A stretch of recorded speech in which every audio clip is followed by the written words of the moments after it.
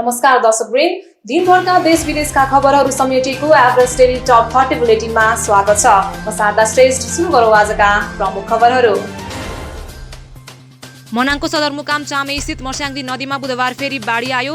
बाढीले धार परिवर्तन गरी दायाँतर्फ च्याप्दा विद्यालय र घरहरू जोखिममा।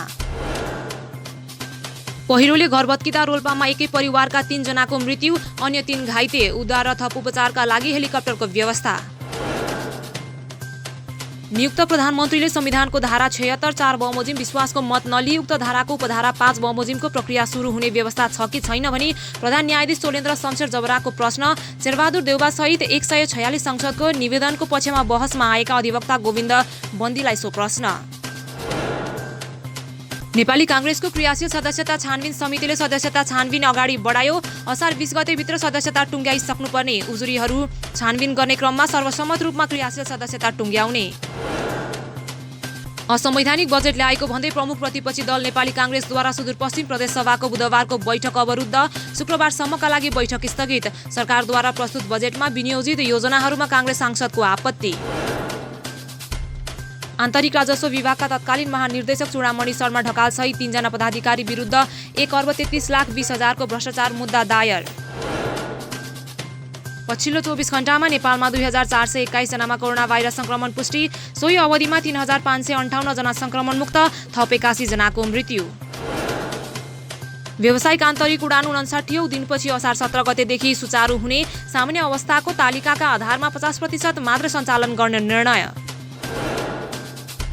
प्रधानमन्त्रीमा जसरी पनि केपी शर्मा ओलीलाई नै नियुक्त गर्न राष्ट्रपति विद्यादेवी भण्डारीले भूमिका खेलेको अधिवक्ता गोविन्द बन्दीको टिप्पणी। संविधान बमोजिम नियुक्त राष्ट्रपतिलाई संविधानले दिए भन्दा बढी प्रयोग गर्ने अधिकार नरहेको उल्लेख। युएई सरकारले कोरोना विरुद्धको दुवै डोज खोप लगाएकालाई मात्र प्रवेश अनुमति दिने। विधामा आएका नेपाली श्रमिकको प्रवेशका सन्दर्भमा भने अहिलेसम्म युएई सरकारबाट कुनै आधिकारिक जानकारी आएन।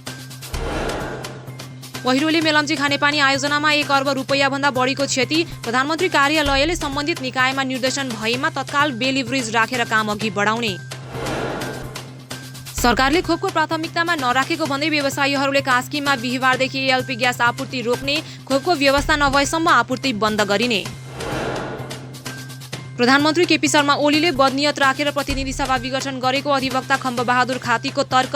प्रतिनिधि सभाबाट प्रधानमन्त्री नियुक्त हुने अवस्था रहेसम्म विघटन नहुने खातीको टिप्पणी।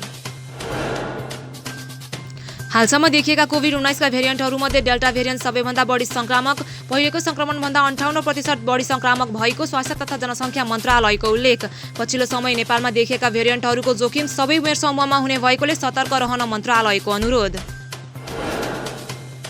मेलम्ची नगरपालिकाका बाढी प्रभावित परिवारलाई रूपन्देहीको तिल्लोतमा नगरपालिकाले राहत स्वरूप 5 लाख रुपैयाँ दिने।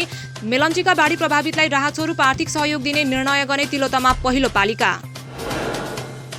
कर्णालीमा कोरोना भाइरसको संक्रमण दर क्रमशः घटेसँगै मृतकको संख्या थपिने क्रम पनि घट्दो। संक्रमण दर घट्नु सुखद संकेत भए पनि निषेधाज्ञा जारी गरेको 50 दिन गर्दा पनि 20% हाराहारी रहनु राम्रो संकेत नभएको निर्देशक डाक्टर रबिन खड्काको भनाई। सर्वोच्च अदालतले 20 जना मन्त्रीको नियुक्त बदर गरेपछि प्रधानमन्त्री केपी शर्मा ओलीको आक्रोश व्यक्त। 25 जनाको मन्त्री परिषद हुँदा काम गर्न हम्मे परिरहेको अवस्थामा 5 जना मन्त्रीले चल्न गाह्रो हुने उल्लेख। पूर्व मन्त्री शेरबहादुर तामाङले स्वास्थ्य मन्त्रालय सम्हालेपछि गरेका कामको फेहरिस्त सार्वजनिक। सबै नेपाली जनताको स्वास्थ्य उपचार निशुल्क गर्ने सम्बन्धी छलफल र प्रारम्भिक प्रक्रिया सुरुवात गरेको मन्त्री तामाङको दावी। जातका कारण कोठा नदिएको अभियोगमा पक्राउ परेकी घरबेटी थुनामुक्त। घरबेटी सरस्वती प्रधानलाई छाड्न जिल्ला अदालत काठमाडौँको आदेश। प्रधानमन्त्री कार्यालय रहेको भवनमा गृह मन्त्रालय स्थानान्तरण गरिने। नयाँ भवनमा मन्त्रालयका महत्त्वपूर्ण अभिलेखहरू, महत्त्वपूर्ण महाशाखा तथा शाखा गृह मन्त्रीको कार्यकक्ष आदि रहने। नयाँ आर्थिक वर्ष नजिकै जाँदा प्रदेश 1 सरकारको दैनिक खर्च बढ्दो। सम्पन्न भइसकेका र निर्माणाधीन दुवै आयोजनाको फाइनल बिलको भुक्तानीको प्रक्रिया पूरा भएसँगै विकास बजेट खर्च 70% हुने। प्रधानमन्त्री केपी शर्मा ओलीका असंवैधानिक कदम विरुद्ध संयुक्त सङ्घर्ष आवश्यक भएको राष्ट्र जनमोर्चाको उल्लेख। प्रधानमन्त्रीले नियुक्त गरेका 20 जना मन्त्रीलाई पदमुक्त गर्न दिएको आदेश संविधान रक्षाका निमित्त महत्त्वपूर्ण भएको दावी। निर्वाचन आयोगमा नेपाल कम्युनिस्ट पार्टी एकीकृत दर्ता। एमाले वरिष्ठ नेता माधव कुमार नेपाल पक्ष जीवन राईको नेतृत्वमा सो दल दर्ता। प्रदेश 1 मा आज 713 जना कोरोना संक्रमण मुक्त, 427 जना संक्रमित थप। हालसम्म प्रदेश 1 मा संक्रमण मुक्त हुनेको संख्या 57,858।